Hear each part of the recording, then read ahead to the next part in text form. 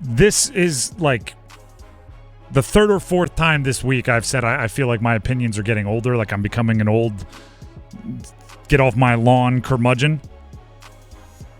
One of the things that you almost stereotypically hear from the older generations to the younger generations, and I don't care if we're talking, you know, the boomers to the millennials, the Gen Xers to the Gen Zers, like when you're talking down a generation, it's almost always these kids today are coddled. They don't have it as hard as we did. Oh, everybody makes it so easy for this next generation. But Dave Canales and the Panthers better not coddle Bryce Young. And in some ways, better not coddle the offensive line. The NFL is fully grown adult professional sports. If you're in there, you got to be able to take the heat. If you can't take the heat, get out of the kitchen. Cliche for a reason. You got to be able to take the heat. You have to be able to take the good with the bad. There were some bad sacks allowed in that first game against the Saints, right?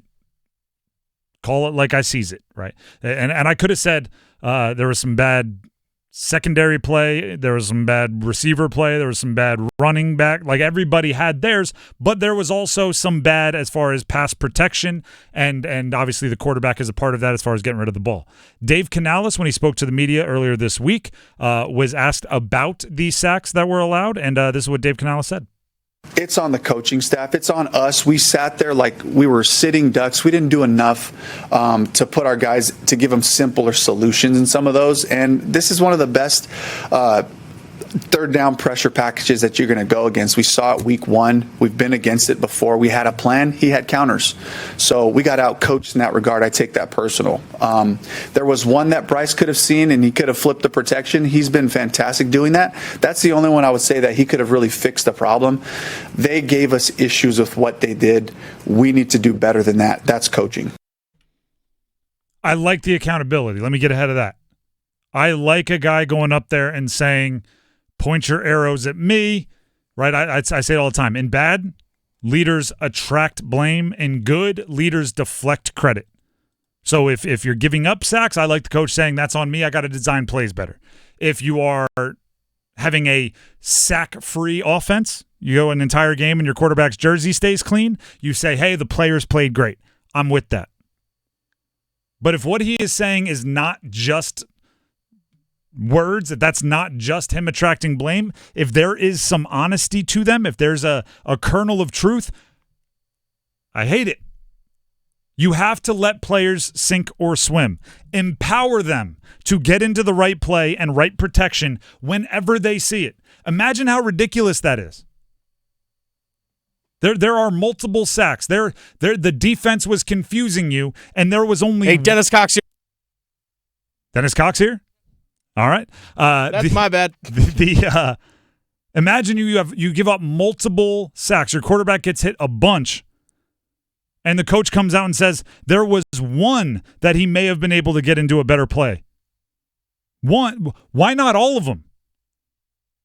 If Bryce Young is out there, let's say Bryce, because what did we hear going into the draft? He's this savant. He's this genius. He understands football. He's great on the whiteboards. He can draw everything up. You're telling me if he was out there and recognized something, saw a little bit of safety rotation, something triggered his brain based on what he saw on film, he couldn't change the play on the others? There was one, he might have been able to flip the protection. Give the dude the power. I'll tell you this, as a former quarterback, coach won't let me change the play is a real nice cop-out for running a bad play. I don't know, I just call I run what he calls. I knew it was, that's the worst. I knew it was going to be covered.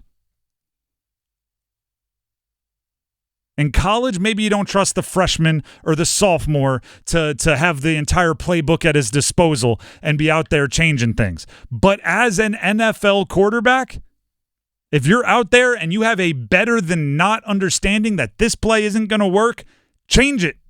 And then your conversations become different.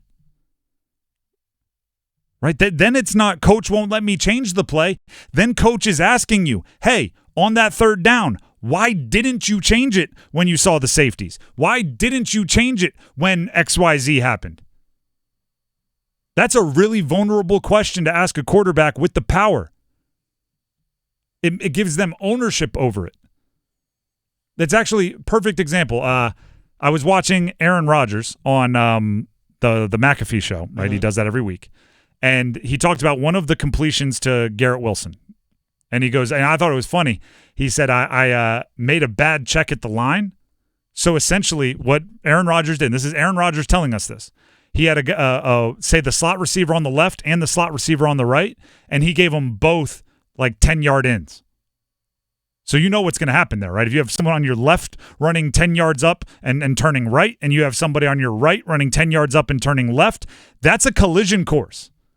So what did Aaron Rodgers say? He goes, so I knew I had to get it to him maybe even a little early than on time, right? I had to get the catch made before those two trains were on the tracks and they ran into each other. And guess what happened? Completed it to Garrett Wilson, first down. Quarterback made a change, owned it, right? And there is ownership. When you call a play, you want it to work. Made it work, and they got on, and I believe it was on their touchdown drive. One of the only ones they had against a pretty good defense. This is what I mean when I say Bryce has to be unleashed. He has to be set free mentally. See what he can do.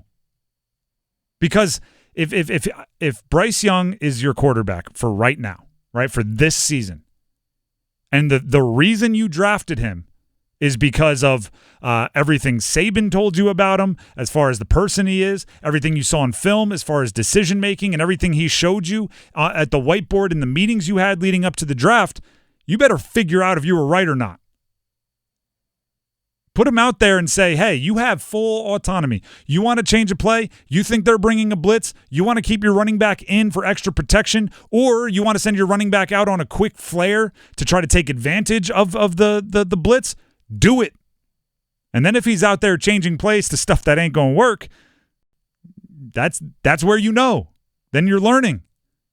All right, maybe he isn't the savant that we thought we drafted. Which in that case, he's got nothing. You didn't draft him because he's 5'10", 180 pounds. Yeah. That's not the reason you drafted him. You didn't draft him because he has the biggest arm in the draft. Matter of fact, Anthony Richardson went a couple picks after him. If you were drafting somebody for 6'5", 240 laser rocket arm, you had those options. Mm-hmm. You drafted Bryce Young for the brain, for the mentals. Don't coddle him. We used to have call it and run it. C-A-R-I. Call and run it. Call them carry plays. As a quarterback, you hate them. Soon as the signal says carry, you'd be like, man, because you could be out there, right? Coach says call it and run it. That means you can't change anything. They just want to run the play. You could be out there like, this is horrendous. We are about to, oh man, it's never going to work. But guess what you do?